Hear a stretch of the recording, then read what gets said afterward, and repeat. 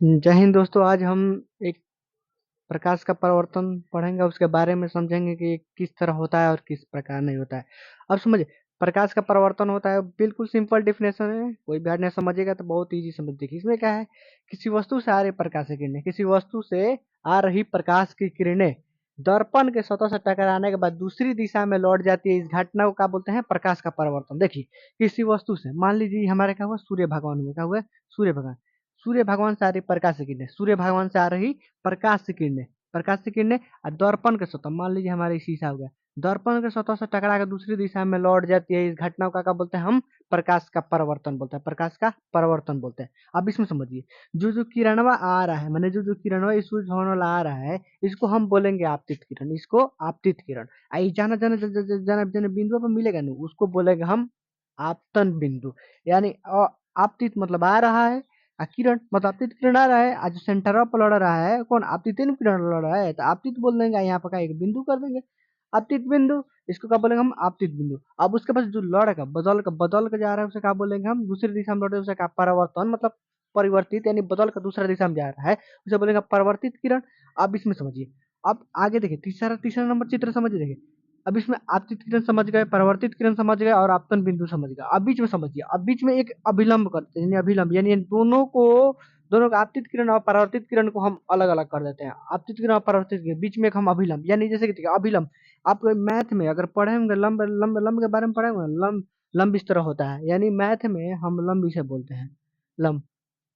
लंब हो गया, तो ये हमारे इसे मैथ में हम लंब बोलेंगे। वही उसी तरह सेम इसी प्रकार बीच में इसमें 10 दर्पण के बीचों बीच इसने अभिलंब डाले हैं, यानी अभिलंब डाले हैं।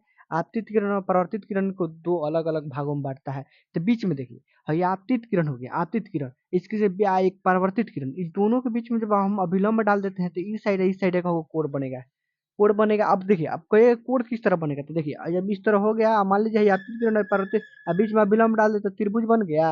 अच्छा, इस तरह आप देखे होंगे कि अगर मैथ में बताता है कि इस तरह कर दे, त्रिभुज बना दीजिए, ए बी सी या डी, बीच में डी, क्या हुआ? तो इसमें बताता है कि ये बी सी अभिलंब किस पर? एडी पर। किस पे हुआ? एडी। बीच पे क्या है? एडी अभिलंब है, अभिलंब है। तो उसी प्रकार सेम इसमें, तो जब जब अभिलंब अभिलंब बनेगा तो इस साइड कोण बनेगा, इस साइड इस दोनों साइड कोण बनेगा। तो दोनों साइड वाला, इस साइड वाला कोण को हम क्या बोलेंगे? आपतन कोण। क्या बोलेंगे? आपतन। मतलब आ रहा है किरण, तो इसमें बीच में जो कोण बनेगा इसको क्या बोलेंगे? आपतन कोण। आपतन कोण के कोण आई से सूचित करते हैं, और परावर्तन कोण यानी कोण आर से सूचित करेंगे। यही हो गया प्रकाश का पर्वत। अगर आप चित्र बनाइएगा, अगर परीक्षा में पूछेगा तब चित्र बनाएगा, ये वाला चित्र बनाएगा, ये वाला चित्र आपको सिर्फ समझाने के लिए था, आपको समझाने के लिए था। अब देखिए, प्रकाश का परावर्तन कितने, प्रकाश का परावर्तन के दो नियम होते हैं, दो नियम होते हैं। इसमें देखिए, आपतित किरण, परावर्तित किरण तथा आपतन बिंदु पर डाला गया अभिलंब तीनों एक ही तल में होता है। आप समझिए, यहाँ हई आपतित किरण, हई आपतित किरण, हई परावर्तित किरण, परावर्तित किरण हो गया, हमारी क्या हुआ? परावर्तित किरण। तथा आपतन बिंदु पर, हई आपतन है, हई आपतन बिंदु पर डाला गया अभिलंब तीनों। अब समझिए, देखिए यहाँ पर समझिए, जैसे कि हमारा हो गया ये आपतित किरण, ये हमारा आपतित किरण हो गया, ये परावर्तित किरण हो गया, तथा आपतन है, कि कब बोलेंगे हम? आपतन बिंदु, आपतन बिंदु, इसको बोलेंगे हम आपतन बिंदु। और आपतन बिंदु पर है डाला गया अभिलंब, अभिलंब तीनों का होता है एक ही तल में, यानी एक ही ग्रुप में होते हैं, यानी एक ही ग्रुप में, यानी त्रिभुज हमारा बन गया।